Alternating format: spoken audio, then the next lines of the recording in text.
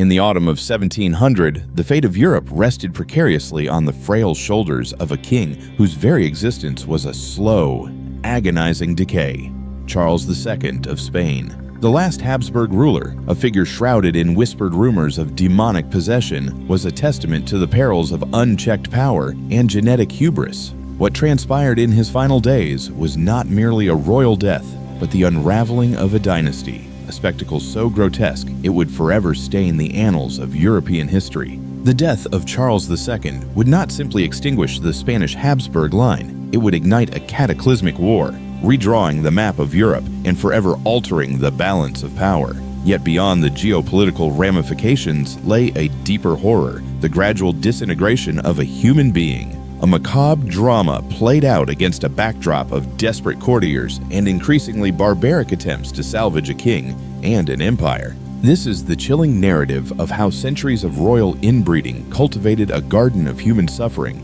and how the agonizing demise of one man irrevocably altered the course of world history. The clinical accounts and eyewitness testimonies that document Charles's deathbed provide a portrait so unsettling that historians have often struggled to capture the full scope of his affliction. What follows is not merely the chronicle of a king's passing, but a somber reflection on the devastating consequences of absolute power when it collides with the unforgiving reality of genetic misfortune. The Spanish court's frantic endeavors to cure their doomed monarch would expose the darkest recesses of 17th century medicine and the enduring power of superstition in the face of mortality.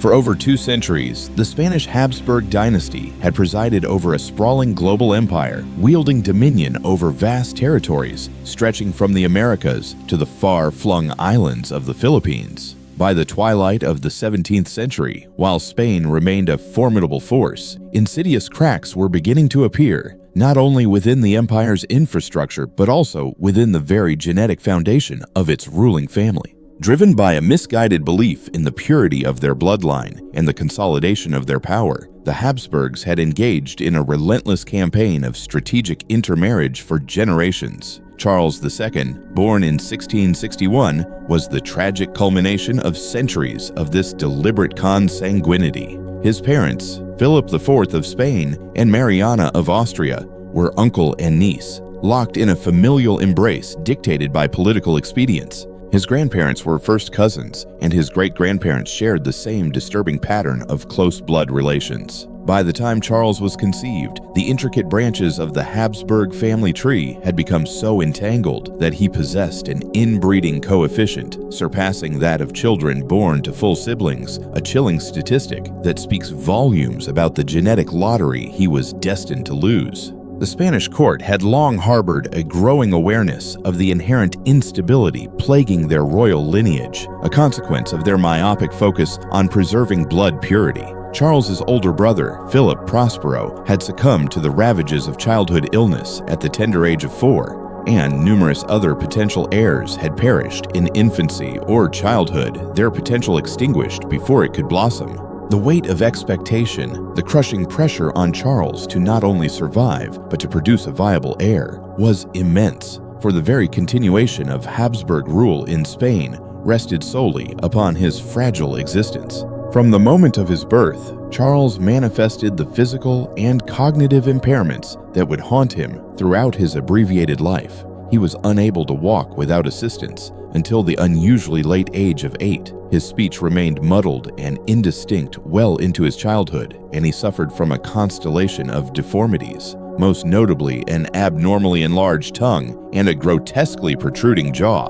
as chronicled in contemporary accounts. His cognitive abilities were demonstrably limited, and he was prone to debilitating seizures and uncontrollable fits of erratic behavior. Despite these glaring disabilities, Charles was formally crowned King of Spain in 1665 at the tender age of 4, following the untimely death of his father. His mother, Queen Mariana, assumed the role of regent during his minority, desperately attempting to maintain the increasingly transparent charade that her son was capable of effectively governing one of the world's most extensive empires. As neighboring powers began to circle like vultures, sensing the palpable weakness emanating from the Spanish court, it became increasingly isolated and steeped in paranoia. The political landscape of Europe was a powder keg of simmering rivalries and territorial ambitions. Louis XIV of France, the Sun King, had been relentlessly expanding his dominion and consolidating his influence, while the Holy Roman Empire,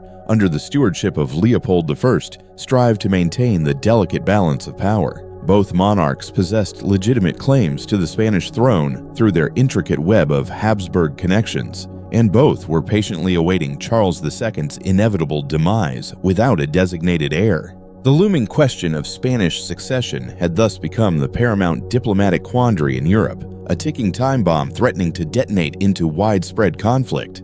Throughout his ill-fated reign, Charles II had been married twice in desperate attempts to secure the future of his dynasty by producing a male heir. His first marriage to Marie Louise of Orleans concluded with her untimely and mysterious death in 1689, possibly the result of poisoning after she failed to conceive an heir. His second marriage to Maria Anna of Neuburg proved equally barren, as Charles's profound physical condition rendered him incapable of fathering children. By 1700, as Charles entered the final year of his life, the Spanish court was teetering on the precipice of utter panic. The king's health was deteriorating at an alarming rate, his grip on life loosening with each passing day. Foreign powers were strategically positioning themselves for the inevitable succession crisis, and desperate courtiers, motivated by self-preservation and ambition, were resorting to increasingly extreme measures, desperately seeking to either miraculously cure their monarch or, at the very least, to extract a clear and unambiguous succession plan from his increasingly feeble grasp before death claimed him. The autumn of 1700 ushered in a period of precipitous decline in Charles II's already compromised physical state. Court physicians meticulously documented the king's growing infirmity, noting that he could barely ambulate without assistance, his legs too weak to support his emaciated frame. His famously pronounced Habsburg jaw had become so severely deformed that he was incapable of properly closing his mouth, resulting in near constant drooling and rendering his speech almost entirely unintelligible. When he attempted to consume food, it would often spill from his mouth, and the simple act of swallowing became an increasingly arduous and painful ordeal. Contemporary observers consistently described Charles's physical appearance as profoundly disturbing, even repulsive, to those who encountered him. The Venetian ambassador, in a dispatch to his home city, reported that the king's face possessed a ghastly pallor, accentuated by unnaturally large, prominent eyes that seemed to bulge from their sockets. His skin had acquired a waxy, almost translucent quality, and his hair had begun to fall out in uneven patches, leaving him partially bald despite being barely in his late 30s. The king's mental acuity deteriorated in lockstep with his physical condition. He would frequently lapse into prolonged periods of blank staring, seemingly oblivious to his surroundings, before abruptly erupting into fits of uncontrolled screaming or maniacal laughter. Palace servants whispered accounts of him engaging in animated conversations with unseen companions, carrying on elaborate dialogues with empty air, or succumbing to the delusional conviction that he was being shadowed by shadowy figures visible only to him. His digestive system had essentially ceased to function with any semblance of regularity. Court records meticulously documented Charles's chronic diarrhea, which often resulted in him soiling himself during official ceremonies, much to the mortification of visiting dignitaries and the assembled court. He could only tolerate the smallest quantities of food, typically thin broths or watered wine, and even these meager nourishments were often regurgitated within hours. Sleep became an elusive luxury for the dying king, a phantom he could no longer grasp. Palace guards reported hearing him shrieking in terror throughout the nocturnal hours, and when they would rush to his chambers, they would invariably find him alone, cowering in his bed, and vehemently insisting that demons were tormenting him.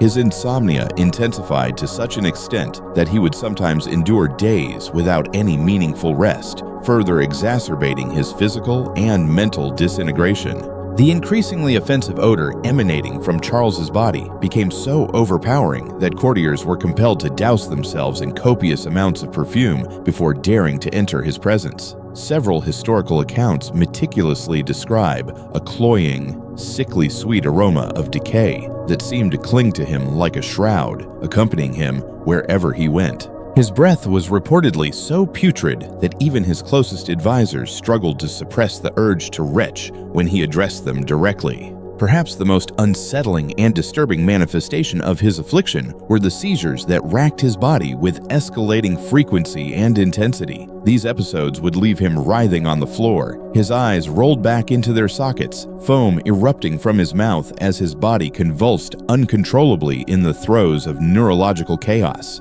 Recovery from each seizure became progressively more protracted, and observers noted, with mounting dread, that he seemed to shed another layer of his humanity with each successive attack. The royal physicians, utterly baffled by their patient's rapidly deteriorating condition, found themselves adrift in a sea of medical uncertainty. They had diligently employed bloodletting, aggressive purging, and a vast array of herbal remedies, but nothing seemed to impede Charles's inexorable descent toward the abyss of death. Desperate and rapidly running out of viable conventional treatments, they began to entertain the increasingly unsettling suspicion that the forces of nature alone would prove insufficient to rescue their beleaguered king. As Charles II's condition spiraled downwards throughout the final months of 1700, the Spanish court, steeped in centuries of tradition and religious fervor, began to embrace increasingly desperate and supernatural explanations for their king's seemingly inexplicable suffering. The royal physicians, having exhausted the limits of their accumulated medical knowledge, began to cautiously whisper that perhaps the root of the king's ailments lay beyond the realm of natural causes, that some malevolent force was at play. Court theologians and learned priests were summoned to examine Charles, and many, influenced by the prevailing superstitions of the age, concluded that his symptoms were consistent with the terrifying prospect of demonic possession.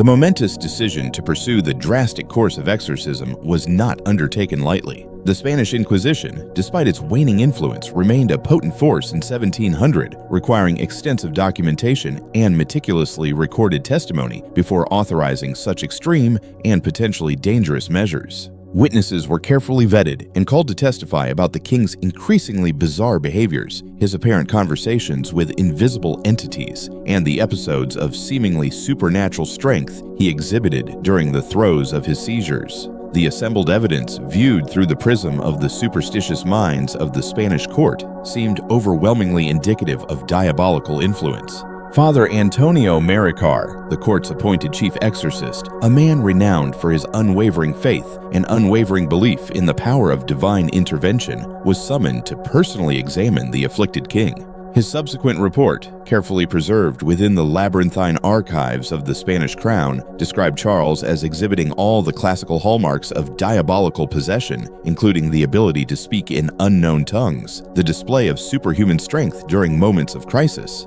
and a disconcerting knowledge of events he could not possibly have witnessed through ordinary means. Based on these observations, the esteemed priest unequivocally recommended the immediate implementation of intensive exorcism procedures, a desperate attempt to wrest control of the king's soul from the clutches of evil. The initial formal exorcism was conducted within the relative privacy of the king's personal chambers on a frigid November evening, the air thick with anticipation and apprehension. Charles, weakened but still capable of resistance, was restrained in his bed as Father Maricar commenced the lengthy and complex Latin prayers specifically designed to banish malevolent spirits from the afflicted. The king's reaction was immediate and profoundly disturbing, sending shivers down the spines of those in attendance. He began to scream in what witnesses described as a chorus of multiple voices, some high-pitched and childlike, others deep and guttural, akin to the menacing growl of a wild animal. The exorcism sessions rapidly transformed from private rituals into unsettling public spectacles, with select members of the Spanish nobility invited to witness the harrowing battle for their king's very soul. Charles, bound to his bed with thick leather straps to prevent him from harming himself or others, was subjected to a barrage of holy water and suffocating clouds of incense as priests chanted prayers and implored divine intervention over his writhing form. The king's reactions escalated in violence with each successive session as he desperately clawed at his restraints, tearing at the leather until his wrists bled profusely and biting his own tongue until his mouth filled with a torrent of crimson blood. These brutal and psychologically taxing sessions often stretched on for hours, with Charles alternately screaming fervent prayers and unleashing strings of incomprehensible curses in a mixture of Spanish, Latin, and what terrified observers claimed were demonic languages drawn from the depths of the abyss. The physical toll inflicted by these exorcisms was immense. Following each session, the king would be left unconscious and barely breathing, his body covered in a macabre tapestry of scratches, bruises, and burns inflicted by the repeated applications of holy water. Despite the lack of any tangible improvement in Charles's overall condition, the increasingly desperate Spanish court, clinging to the hope of divine intervention, convinced itself that the exorcisms were indeed having a positive effect, pointing to the fleeting periods of lucidity that Charles occasionally exhibited in the immediate aftermath of the sessions. During these transient moments, he would sometimes speak with greater clarity or appear to momentarily recognize familiar faces, gestures that the priests interpreted as evidence of temporary victories over the malevolent forces battling for control of his soul. These glimmers of improvement, however, were invariably short-lived, mere respites in the relentless storm of his suffering, and Charles would inevitably relapse into his previous state of agonizing decline.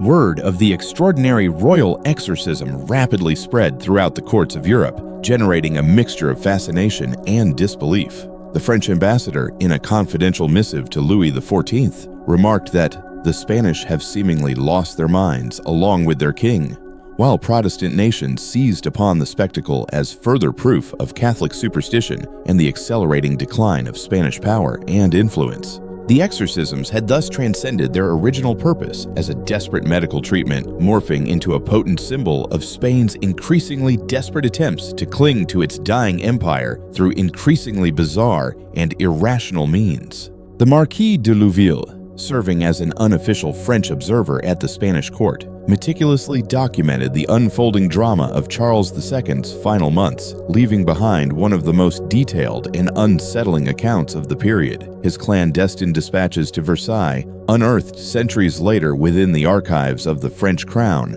provide a chilling first-hand perspective on the king's rapidly deteriorating condition. His Catholic Majesty presents a spectacle so pitiful that even his staunchest enemies might be moved to feel a pang of compassion. Louville penned with detached observation. He articulates his words with extreme difficulty, his jaw hanging perpetually open in a grotesque grimace that renders his pronouncements nearly incomprehensible. Louville recounted witnessing one of the exorcism sessions, writing with palpable horror that the scene was more terrifying than any torture chamber I have observed in my long service to the crown. The king's piercing screams echoed through the palace corridors, causing even seasoned servants to cross themselves and whisper fervent prayers for divine protection. When the priests finally ceased their ministrations, His Majesty lay as still and lifeless as a corpse, his breathing so shallow and imperceptible that we feared he had finally expired. The king's personal physician, Dr. Miguel Fernandez, a man of science caught in a vortex of superstition, maintained detailed medical records that miraculously survived within the palace archives, offering a clinical counterpoint to the increasingly fantastical narratives circulating within the court. His meticulous notes revealed the full and horrifying extent of Charles's physical deterioration with unwavering precision. The patient's digestive system has all but ceased to function normally, he wrote in October of 1700. He is unable to retain solid food and suffers from continuous and uncontrollable evacuations of the bowels. His limbs have grown so weak and atrophied that he must be carried like a helpless child, and his mental faculties appear to diminish with each passing day. Dr. Fernandez also documented his growing sense of frustration and futility with the court's increasingly fervent embrace of supernatural remedies, a trend that undermined his medical expertise and disregarded his professional judgment. The exorcisms exhaust the patient terribly, he noted with thinly veiled disapproval. Whatever fleeting improvement might be observed in their aftermath is quickly and completely negated by the overwhelming physical trauma inflicted by these barbaric sessions. I fear we are hastening his inevitable demise rather than preserving his fragile life. His rational medical opinions, however, were increasingly ignored as the court succumbed to the siren song of desperation. Maria Anna of Neuburg, Charles's second wife,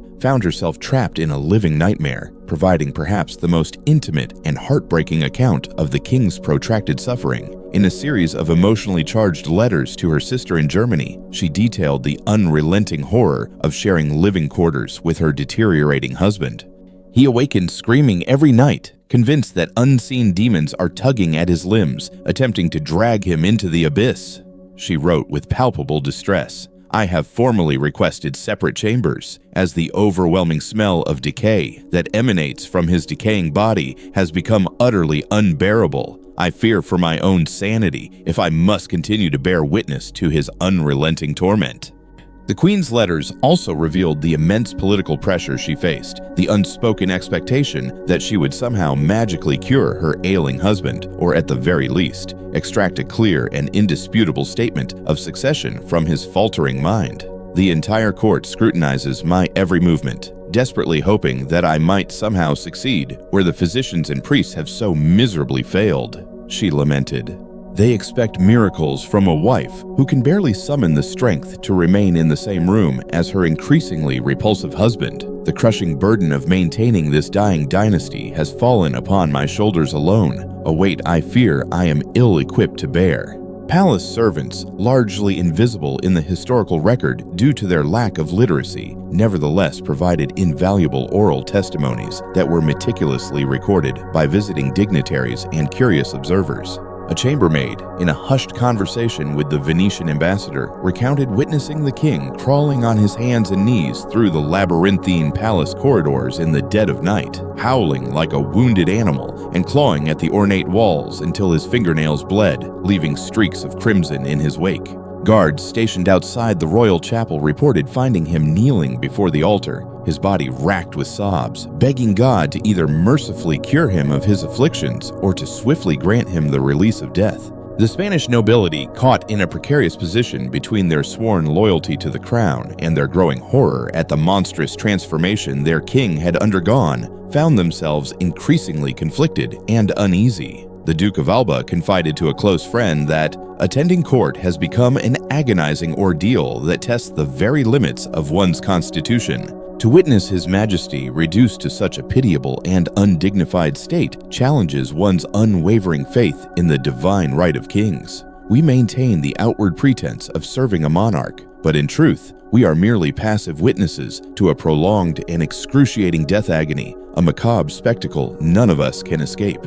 By late October of 1700, the grim realization had permeated every corner of the Spanish court. Charles II was inexorably entering the final weeks of his life. The king was now permanently confined to his bed, and his fleeting moments of consciousness were becoming increasingly rare and ephemeral. His body had withered away to such a degree that courtiers whispered that he resembled a living skeleton, his paper-thin skin stretched tautly over his protruding bones. The political situation had reached a critical juncture, teetering on the brink of collapse. European powers were openly and brazenly discussing the partitioning of Spanish territories, like vultures divvying up the spoils of a fallen carcass, and the Habsburg claim to the throne would die with Charles, unless he could be somehow convinced to name a clear and universally accepted successor. The two leading contenders, Archduke Charles of Austria and Philip of Anjou, both commanded staunch factions of supporters within the court, leading to increasingly bitter and acrimonious infighting even as the king lay on his deathbed, oblivious to the machinations unfolding around him. In his few remaining lucid moments, Charles was subjected to relentless pressure to sign a will unequivocally designating his successor, thereby preventing a potentially devastating succession crisis. However, the mere act of holding a pen had become an insurmountable physical challenge, his weakened muscles unresponsive to his faltering will. In a desperate attempt to circumvent his physical limitations, palace scribes would painstakingly attempt to guide his hand across the parchment, but the resulting signatures were barely recognizable scribbles, leading to inevitable and protracted disputes regarding their legitimacy and legal validity. The competing factions within the court would take turns visiting the dying king, each vying to extract a deathbed declaration that would solidify their candidate's claim to the throne. The exorcisms, fueled by religious fervor and desperate hope, continued with unrelenting intensity as death drew ever closer. casting a long and ominous shadow over the palace. Father Macabre and his dedicated team of priests maintained an almost constant vigil at the king's bedside, conducting abbreviated versions of the ritual whenever Charles exhibited any sign of consciousness, however fleeting. Although the king's responses had grown markedly weaker, the priests, blinded by their unwavering faith, interpreted his quieter suffering as evidence that the malevolent demons were finally being vanquished and driven from his tormented soul. Medical care, once the primary focus of the king's treatment, had been largely abandoned in favor of purely spiritual intervention. Dr. Fernandez, his expertise and counsel deemed irrelevant in the face of perceived demonic influence, was no longer consulted, and the few remaining physicians who still attended the king were explicitly instructed to limit their interventions to making him as physically comfortable as possible, a task increasingly complicated by the disintegration of his body. Pain relief was actively discouraged, as the priests adamantly believed that Charles's suffering was divinely ordained, necessary to purge the evil spirits from his body and pave the way for his spiritual salvation. Queen Maria Anna, unable to bear witness to her husband's relentless deterioration, had largely withdrawn from his bedside, finding solace in the relative solitude of her own chambers. She spent her days engaged in frantic correspondence with the various courts of Europe, desperately attempting to secure her own precarious position in the impending succession crisis, a political maelstrom she knew was rapidly approaching. Her surviving letters from this period paint a portrait of a woman teetering on the brink of her own mental and emotional collapse, torn between the gnawing guilt of abandoning her dying husband and the all-consuming terror of witnessing his agonizing demise. The once vibrant palace had been transformed into a morbid death watch, a place where shadows danced in the corners and hope had long since fled. Servants moved through the corridors in hushed whispers, their faces etched with a mixture of dread and resignation, and the normal routines of court life had been suspended indefinitely, replaced by a palpable sense of impending doom. Foreign ambassadors, recognizing the pivotal moment in European history unfolding before their eyes, sent daily reports to their respective governments, each vying to be the first to announce the king's death and the commencement of the succession crisis that would irrevocably reshape the political landscape of the continent. Charles's final conscious act, a somber reflection of his deeply ingrained religious beliefs, was reportedly to receive the last rites of the Catholic Church, a sacrament intended to prepare his soul for its journey into the afterlife. The solemn ceremony was conducted within his bedchamber with all the elaborate pomp and circumstance that Spanish royal protocol demanded, though witnesses noted with a sense of profound sadness that the king exhibited little to no awareness of the sacred rituals unfolding around him. His responses to the priest's questions were barely audible whispers, and he lacked the physical strength to make the sign of the cross without assistance, a poignant reminder of his utter physical and mental depletion.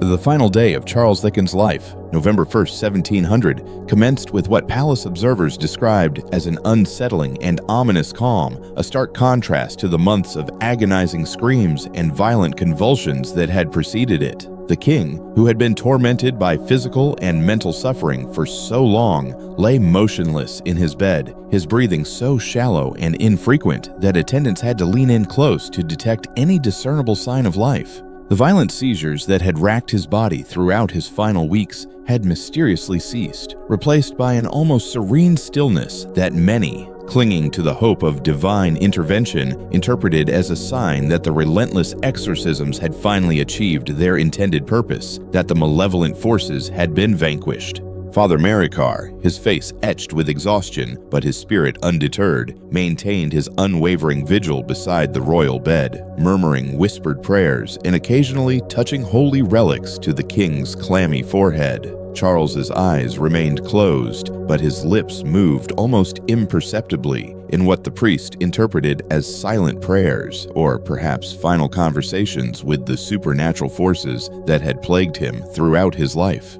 The room was thick with the fragrant smoke of burning incense and resonated with the soft cadence of Latin chants emanating from the assembled clergy, their voices a constant hum against the backdrop of impending death. As the hours slowly passed, members of the Spanish nobility, their faces etched with a mixture of anticipation and barely concealed relief, began to gather in the antechambers outside the king's bedroom. their presence a silent acknowledgement of the momentous occasion unfolding within. The atmosphere was charged with tension, a palpable sense that the end was near, and some, hardened by months of witnessing Charles's protracted suffering, whispered that death would be a merciful release for their tormented monarch, a final escape from the earthly agonies that had consumed him for so long. The political implications of the king's passing, the scramble for power that would inevitably follow, were never far from anyone's thoughts, a grim reminder of the ruthless pragmatism that governed the highest echelons of the Spanish court.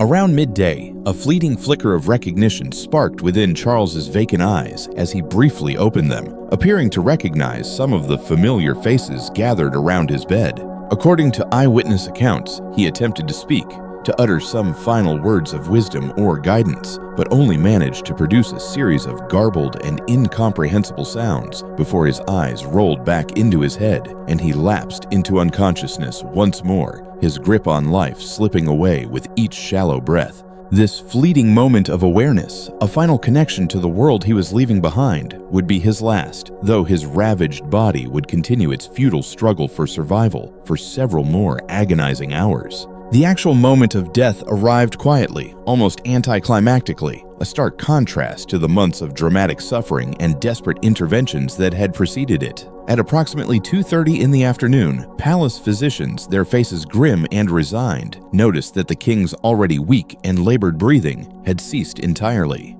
They waited several minutes before officially pronouncing him dead, their hesitation born from the fear that he might suddenly revive, as he had done on several previous occasions during apparent death episodes, defying medical expectations and clinging stubbornly to life. The immediate aftermath was carefully choreographed according to the strict dictates of Spanish royal protocol, a precisely orchestrated ritual designed to maintain order and decorum in the face of profound loss. The king's body was left undisturbed for precisely 1 hour before being subjected to a thorough examination by the court physicians, their task to ascertain the definitive cause of death and document the extent of his physical deterioration. Father Macabre, ever vigilant, performed final prayers and declared that the malevolent demons had been successfully expelled from the royal remains, freeing his soul to ascend to the kingdom of heaven.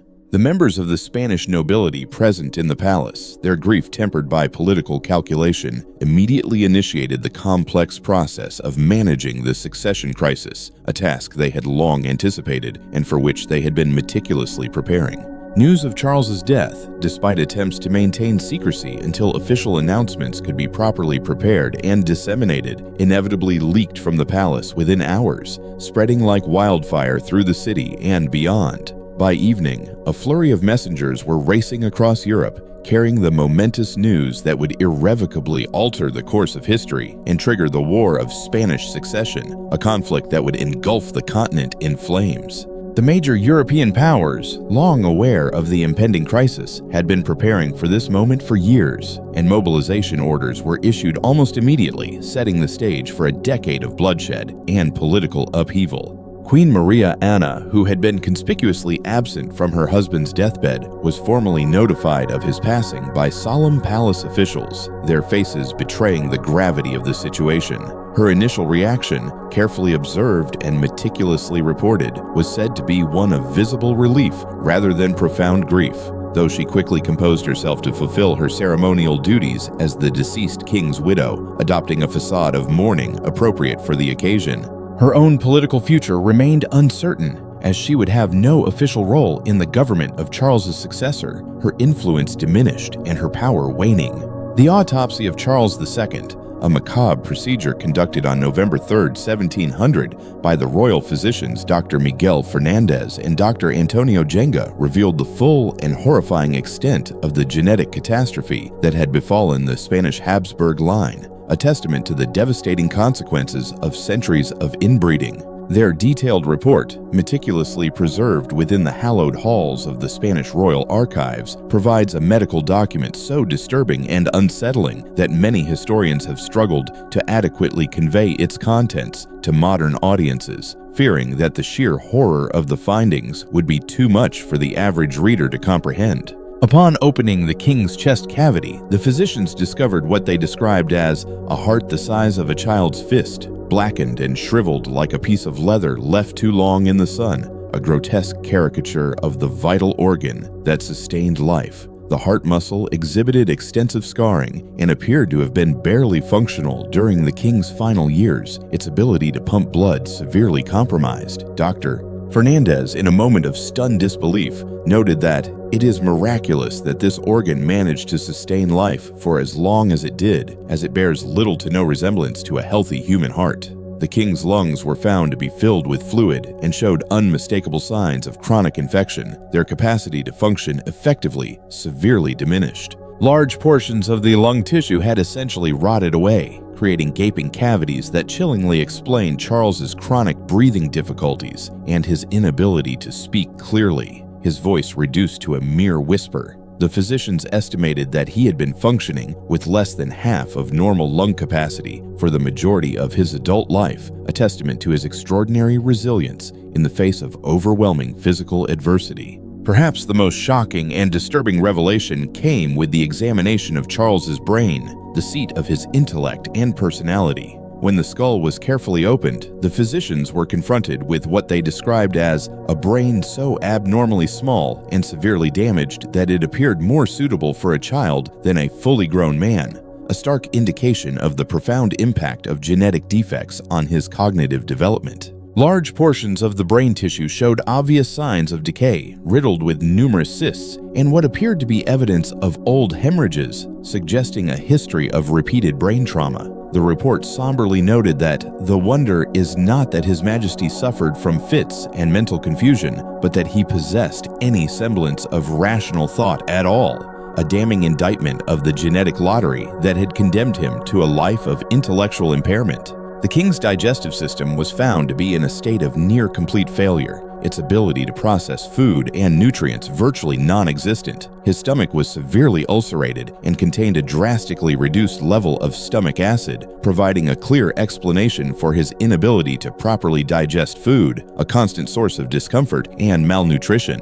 His intestines showed signs of chronic inflammation and partial blockage, accounting for his constant digestive distress and the debilitating bouts of diarrhea that plagued him throughout his life. The liver was enlarged and hardened, indicating long-term toxicity that may have been caused by the numerous medications and questionable treatments he had been subjected to throughout his life, a tragic consequence of the desperate attempts to cure his incurable ailments. The skeletal examination, conducted with meticulous precision, revealed the full and horrifying extent of the deformities that had plagued Charles throughout his life, rendering him a physical spectacle of genetic misfortune. His spine was severely curved, his ribs were malformed and asymmetrical, and his jaw structure was so grotesquely distorted that proper eating and speaking would have been nearly impossible, a constant reminder of his physical limitations. The physicians somberly noted that His Majesty's bones appear to be those of a man twice his age, brittle and deformed by a lifetime of suffering,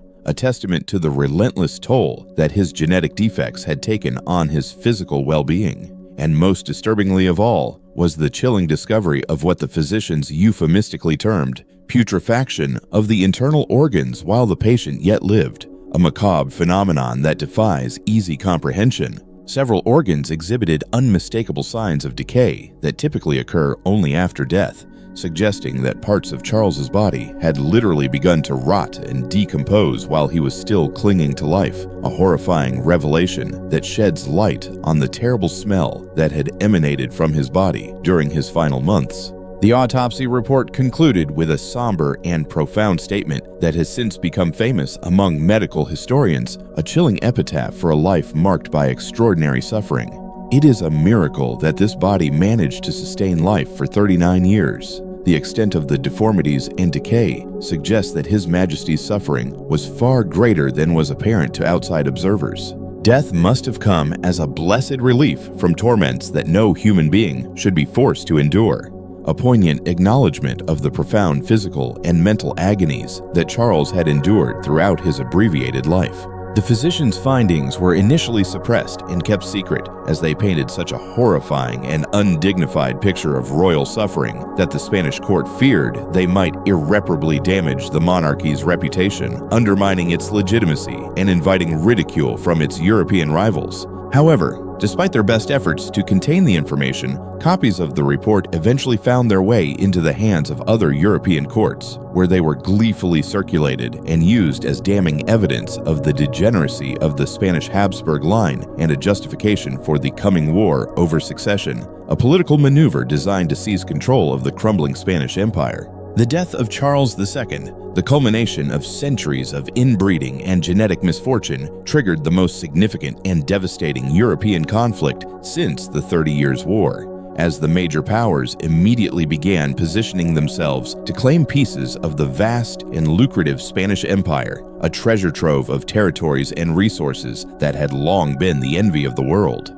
Within days of the king's death, both France and Austria were mobilizing their formidable armies, each vehemently asserting their legitimate rights to the Spanish throne through their complex and intertwined Habsburg connections, setting the stage for a decade of brutal warfare. Louis XIV of France, ever the astute political opportunist, moved swiftly to support his grandson Philip of Anjou's claim to the Spanish throne, basing his argument on a will that Charles had allegedly signed in his final weeks, a document that conveniently named Philip as his successor. However, the legitimacy of this will was immediately challenged by Austrian representatives who argued that Charles had been mentally incompetent and possibly under demonic influence when he signed it, rendering the document legally invalid. The bizarre and unsettling circumstances of the king's final months had created enough reasonable doubt about his mental state to provide ample legal grounds for disputing any document he had signed, further complicating the already volatile situation. The Holy Roman Emperor Leopold I, not to be outdone, simultaneously declared his own son, Archduke Charles, to be the rightful King of Spain, citing both his inherent Habsburg blood rights and the questionable circumstances surrounding Charles II's final testament, a document he deemed to be fraudulent and invalid. Leopold argued persuasively that the Spanish king's obvious mental incapacity, thoroughly documented by years of erratic behavior and the highly publicized accounts of his supposed demonic possession, invalidated any succession decisions he had made, rendering them meaningless and unenforceable. England and the Dutch Republic, already deeply concerned by the relentless expansion of French power under the ambitious leadership of Louis XIV, quickly aligned themselves with the Austrian position, fearing that a union between France and Spain would create an unbeatable Catholic power bloc, tipping the balance of power in Europe decisively in favor of the French. The Protestant nations were particularly influenced by the sensationalized reports of the bizarre exorcisms performed on Charles II, which they skillfully used as propaganda to portray Catholic Europe as superstitious, unstable, and unfit to govern. The Spanish nobility, caught in the crossfire of competing loyalties and pragmatic considerations, found themselves deeply divided between the competing claims of France and Austria, their decisions driven by a complex calculus of self-preservation and national interest. Many favored the French candidate, believing that Louis XIV's formidable military strength offered the best protection for Spanish territories against foreign encroachment. Others staunchly supported the Austrian claim, arguing that maintaining Habsburg rule was essential for preserving Spanish identity and independence, protecting them from French domination. The months of uncertainty surrounding Charles's death had left the Spanish government in a state of profound chaos and disarray, its ability to effectively govern severely undermined. Unable to present a united front in the face of foreign intervention, Portuguese and Italian territories within the vast Spanish Empire began declaring independence or switching their allegiances to other European powers almost immediately, sensing an opportunity to capitalize on Spain's weakened state. The weakness displayed during Charles II's final illness had convinced many regional leaders that Spanish central authority was rapidly collapsing, and they moved quickly to secure their own positions, eager to carve out their own independent domains from the crumbling empire. The once mighty empire that had once been the undisputed superpower of the world was now fragmenting before their very eyes, its power waning as news of the king's death spread like wildfire. The economic implications of Charles's death were immediate and severe, sending shockwaves through the European financial system. Spanish colonial trade, already significantly disrupted by months of uncertainty about the succession, came to a virtual standstill as merchants and colonial administrators anxiously waited to see which European power would ultimately control their territories, unsure of who their new masters would be. The price of Spanish government bonds plummeted on European markets, and several major banking houses teetered on the brink of bankruptcy due to their heavy exposure to Spanish debt, threatening to trigger a widespread financial panic. By the spring of 1701, what had initially begun as a relatively contained succession dispute had rapidly escalated into open warfare, engulfing multiple continents in a bloody conflict that would reshape the global political landscape. The War of Spanish Succession, a conflict born from genetic misfortune and political ambition, would rage for over a decade, ultimately redrawing. So, we've journeyed through a truly chilling chapter of history, haven't we? From the agonizing decline of Charles II, a king burdened by a tragic genetic legacy, to the cataclysmic war that erupted in its wake, it's clear how deeply intertwined personal suffering and global events can be. It's a stark reminder of the fragility of power, the dangers of unchecked ambition, and the enduring human cost of decisions made generations ago. Ultimately, the story of Charles II is a somber reflection on how the threads of biology, politics, and superstition can weave together to create a tapestry of both profound human tragedy and lasting global change. What do you think about all this?